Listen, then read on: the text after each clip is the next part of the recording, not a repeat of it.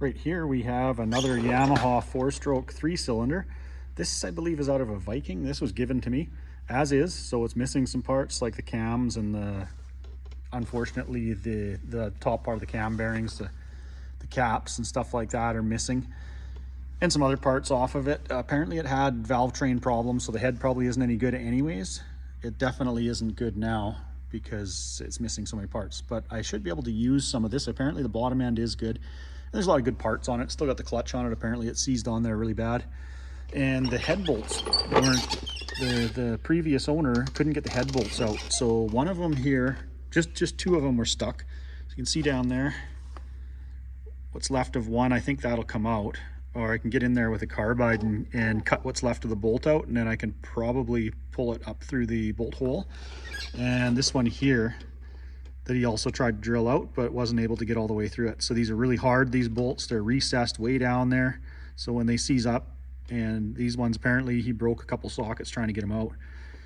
It's really hard to get them out. You can't really get it down in there to weld on them or anything like that. So I've got a new carbide drill bit right here. I'm gonna give this a try.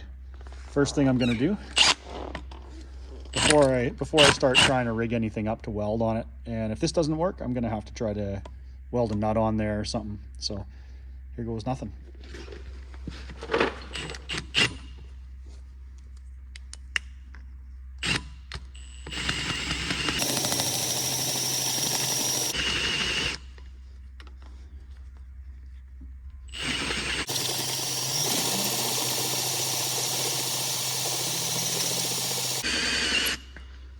Well, it looks like it's cutting ever so slowly. I better get some oil on this. So, well, unfortunately the hole wasn't on center on the head of the bolt, so that's how far I got it. I think it's pretty close to being through the head of the bolt. So now I'm going to try and get a carbide cutter in there and cut out what's left of it.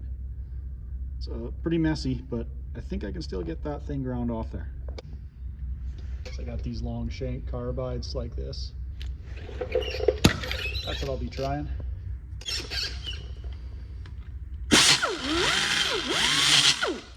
Kind of tough to use these things. Pretty temperamental, so you got to go easy and take your time. Be careful. Okay, here's what it looks like. If you look closely, I got through. It's off to one side, so you can kind of see that half moon mark there. I'll zoom in. So I just gotta get my carbide in there and cut it out a little bit further to the right. And I should have the head off the bolt. I guess pulled out of there with a magnet. So I've just been using the long carbide and the carbide drill bit back and forth, working at it. See if I can just carve the last little bit out and get that off there. Okay, here's where I got to. It kind of made a popping sound, and I got the bolt cut out. So there's the bottom of the sealing part of the bolt, flanged part of it, I guess you could say. And I believe the rest of these are all loose. Yeah, that one is. Oh, there's a washer or something underneath it too that I got out of there. Yeah, there's the washer. Yeah, that's right, on the flange bolt. What's left of it. So yeah, got that one out. And the other one I carved down a little bit in there. It's only hand tight. I could spin it out if I could get a hold of it with something. See what it looks like when we get the head off here. It's a little tight still. There we go. Let's open it up and take a look. Get this off here. The dowels and the gasket were holding it a little bit there. Still are on this side.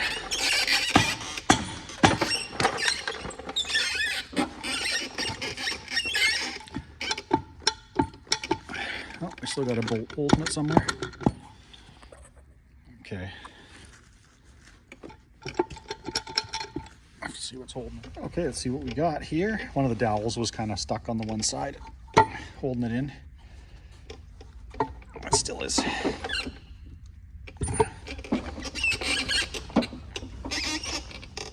Oh my goodness. There we go.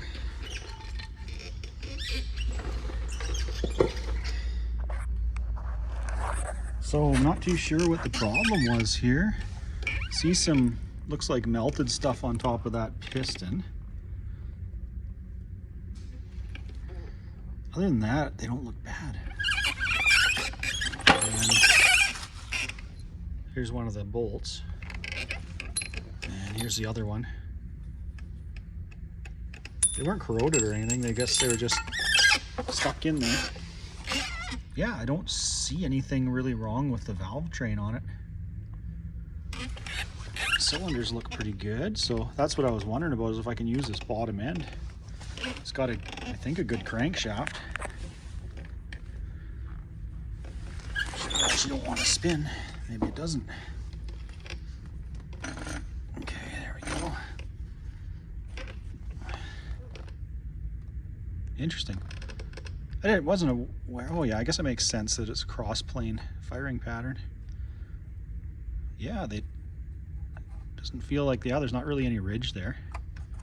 Chrome looks good. I guess I'd have to see if the crankshaft's any good. Doesn't look like any pistons hit valves or anything.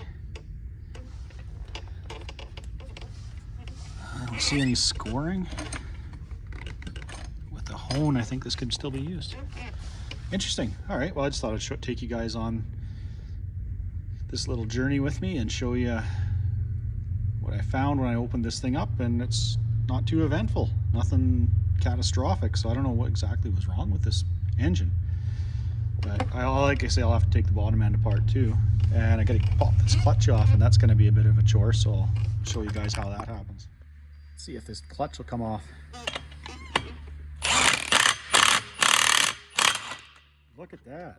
Wow, I have to say that was the easiest clutch pull that I've experienced to date. So now I'm going to have to go ahead and get the oil pan off and see what we find in there. Oh, I've got all the screws out for the oil pan. Never had the oil pan off a nitro engine. Just give it a couple taps. A little sticky. There must be a couple screws I missed.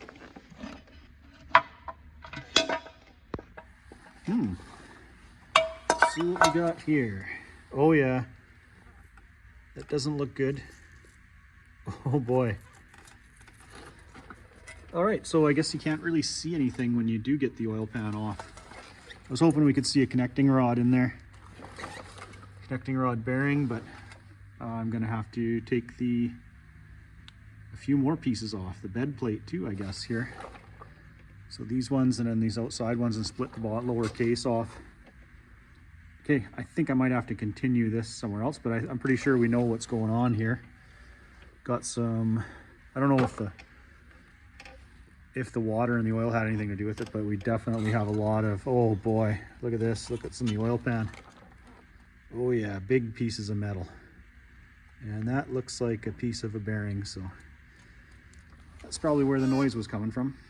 Hey, well, I'm gonna carry on taking pieces off this engine. This is a learning experience. Well, let's take the flywheel off now. Got to do this to get the crankcase apart. There we go. And we have to get this pulley out of here too. Okay, there we go. So we have to unhook the chain now. The keyway just fell out of there. Have to unhook the chain that drives the oil pump. Oh, where's that keyway? Anyway, just came out of there. Okay, I'll have to get a magnet and figure out how we can unhook this chain here. Look at all the debris in there. Yeah, bearing chewed up on this thing pretty good. It'll be interesting to see what it looks like when we get in there. So just unbolt your gear here that drives oil pump drive gear.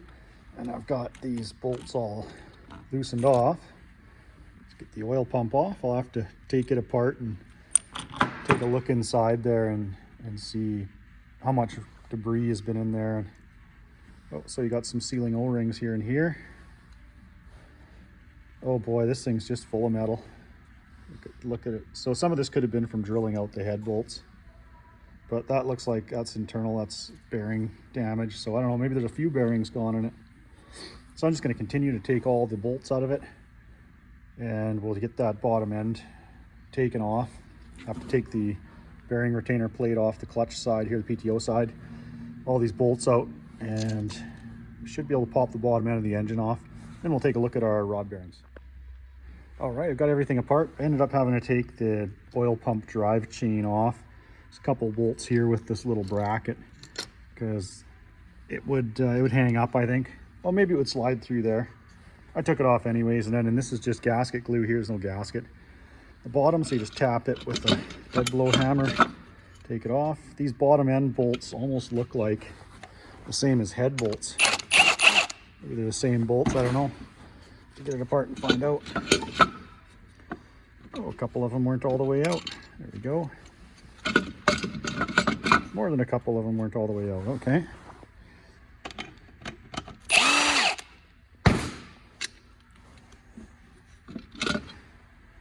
Right, and there's our crankshaft. All right, and which bearing have we got? Okay, all the mains are good. I don't know what was making noise and what was grinding aluminum in this thing. A little bit of, no play in any of these bearings, so I guess I'm just gonna have to take the bearing caps off one at a time and have a look at what's inside there. I gotta find out where the metal was coming from in this engine, because apparently it was making noise. But this is interesting. Well, we'll carry on dismantling it. Okay, sorry I couldn't film taking the main caps off, or pardon me, the rod bearing caps off, because I don't have a tripod or anything down here. But if we look at this connecting rod main, there's nothing wrong with it. This main bearing, none of these main bearings, there's nothing wrong with them. The bearings are all in good shape. There's a little bit of wear, but nothing, definitely nothing chewed up. And I took these other two main caps off, and you know what? They look just like this one. So I have no idea where the metal came from that's in the oil pan. The only thing I can think of is maybe that's from drilling the head bolts out. Maybe it came down through the passages here somewhere in the engine. And maybe it was some of that there taking the water pump. Somehow the shavings, when he cut that housing, maybe some of those shavings got into the engine. I have no idea. But if this engine was noisy, I don't know why it would be noisy, because the valves are all good and the bottom end's good. So I'm glad to see that, because I was given this engine, and even though it's not complete, the cams and stuff are gone, I do have enough parts. I do have a good engine with a good top end, but no bottom end, so I can use this crankshaft and possibly the whole bottom end on a turbo engine. So I'm glad to see that. Well, after teardown, I really don't know what's wrong with this engine. It was noisy apparently, so I'm not sure if maybe it had a timing chain that was slapping, or maybe it just needed a valve adjustment. Maybe that was the sound, because the previous owner said that it sounded like valve train noise. But as you can see, when I took the head off, there's no damage to valves or pistons, and the crank looks good. And I think these shavings that are in the oil pan here and that were stuck to the pickup, the only thing I could think that these could be is from drilling out the head bolts, and they just worked their way down into the oil pan. I don't know. There's a whole bunch of them in there. But as far as that goes, it wasn't a crank bearing, it wasn't a rod bearing, because they're all in really good shape. So in any case, there's a lot of really good parts on this engine, and I'll be able to use them to build up another one for my nitro Frankensled build with the turbo on it.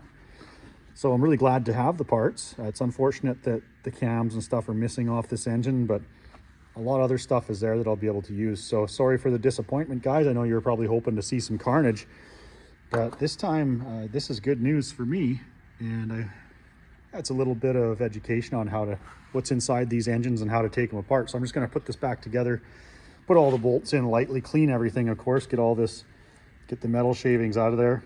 Like, the only other thing I could think that is, it looks like bearing material, but the only other thing I could think of is maybe the cam chain was loose and it was making contact somewhere. I don't know. It's kind of a mystery. But I am glad that I'm pretty happy that I got a good bottom end here, because I need one of those, at least one good bottom end. Anyways, guys, hit like and subscribe, and we'll catch you in the next one.